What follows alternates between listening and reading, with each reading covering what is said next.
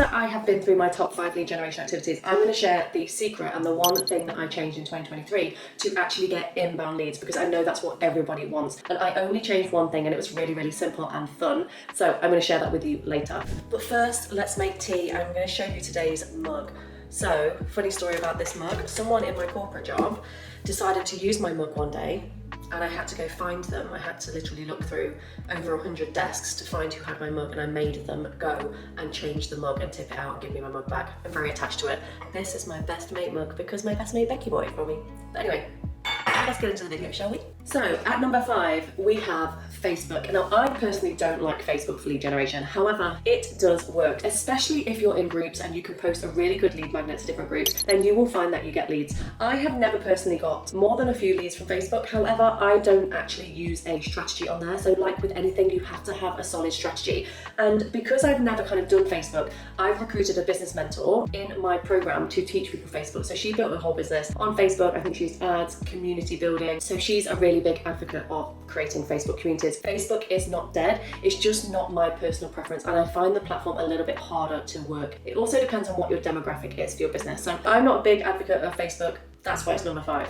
What about number 4? Well, this one might surprise you a little. So I built my whole business on Instagram for about 9 months for this business, and I've used it for other businesses as well. However, it comes in at number 4 just simply because it's so damn difficult to grow on that platform. There's so much competition. There's so many like robots and fake accounts. 20% of my 1,200 followers are from countries that I don't sell to, and they all look like UK companies, so I can't actually weed them out. I've got no way of getting rid of them, which is really, really frustrating. So I'm finding that the platform is just a little bit annoying. However, I do still make sales from that, and I wouldn't have a business without it. But in my personal opinion, there are better ways to sell if you're a business owner, which I'm going to share with you right now.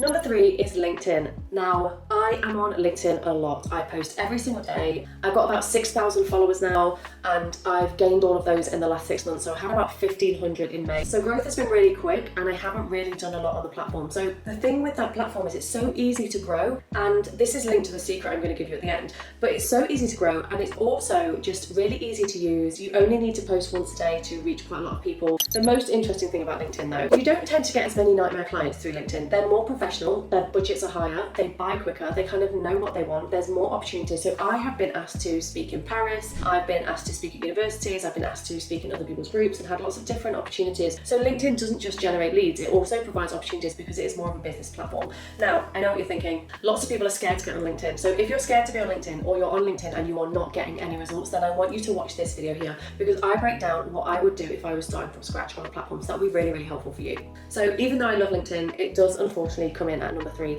because there are 2 things which are way more effective in my opinion. Which brings me to number 2. If you want to build a personal brand, and if you want to be an authority, and if you want to be credible, and if you want to be in front of big audiences, then you need to start speaking. Like speaking at events and in other people's groups, delivering masterclasses or doing live trainings on LinkedIn is an awesome way to build your authority. So one of the things that I teach my 6-figure business owners and in my mastermind for people wanting to get to 6 figures and beyond is that they must build their personal brand, and the easiest way to do that is to start pitching for events and to speak in front of other people's audiences. You can build your business to a certain level for sure, and you can sit in the background, but if you've got big plans to, you know, speak on stages or to be one of the best in your industry, then public speaking is where it's at. Now, my mastermind has 4 people in it, and all of those people I have met through speaking, and they were just so quick to buy. They already trusted me, they'd already seen me speak, they knew what I was about. All they wanted to know was exactly what I was going to do for them. So I gave them my 5 steps to scaling your business and how to build,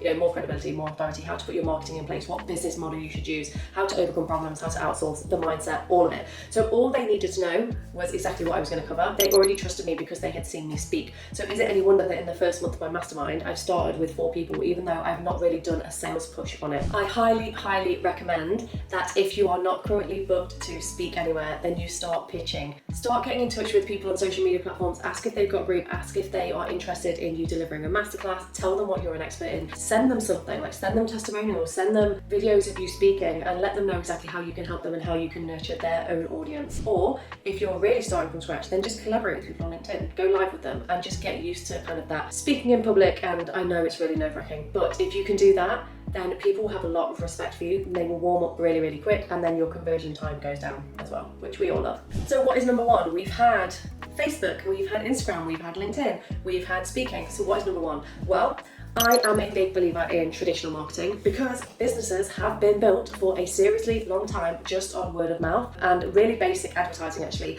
And a lot of people will tell you that you must be on social media and you must do content marketing and you must do this and you must be visible and blah, blah, blah. However, there are still lots of businesses being built without all of that in place, and that comes from referrals and word of mouth. People have more trust in a referral than they do something which is marketed at them. If you can get referrals, if you can incentivize your clients to refer people, if you can incentivize your friends, your family, if you can show up to parties, tell people what you do and see if they know anyone that might be interested, then you are going to get more leads and they're going to be warmer and more willing to buy. So it's a really cheap way of doing business as well. And when I started my business, I just want to point out that my clients initially came out of in-person or referral. That's why I really rate these methods. You know, my mastermind is full of people that have seen me speak. My first clients were people that were referred to me through other people, and my social media was acting more like a landing page. So people were kind of checking me out on social media, but not really finding me through social media. They were getting referred to me and they were already warm and then they were buying. I really, really recommend that you have a think about how you kind of monetize referrals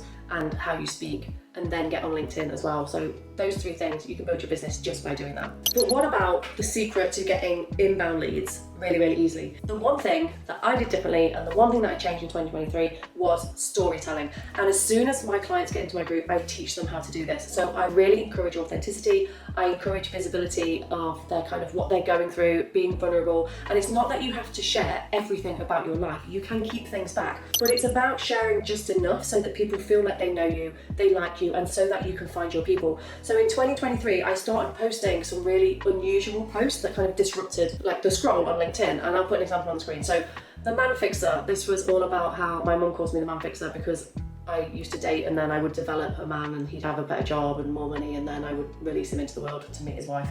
And my mum kind of jokes about that. So that was a post that did really well. Another post, how I've overcome things and how it took me so long to learn like social media and content and photography and graphic design. And I spent years before I had a business learning that stuff because I knew I was going to start a business. I just didn't know what it was going to be in. So I started before, and this post works because it's both vulnerable and inspirational because it shows my journey from A to B. And I started sharing this kind of stuff on LinkedIn, and the moment I did, I started getting inbound leads because people could see my personality, they could see what I stand for. They also had all of the kind of other information about my credibility and the offer that I was running and how I could help them. So everything works in this like really nice ecosystem. If you are not getting inbound leads, it's likely because people don't trust you and they don't see who you are. So I really, really recommend that you start telling stories. You can just start really basic. However, I do recommend different strategies. So with my clients, I teach them how to structure those stories from a copywriting perspective and then how to switch them into lessons for their customer so that they're always staying within their industry and they're always staying within their niche,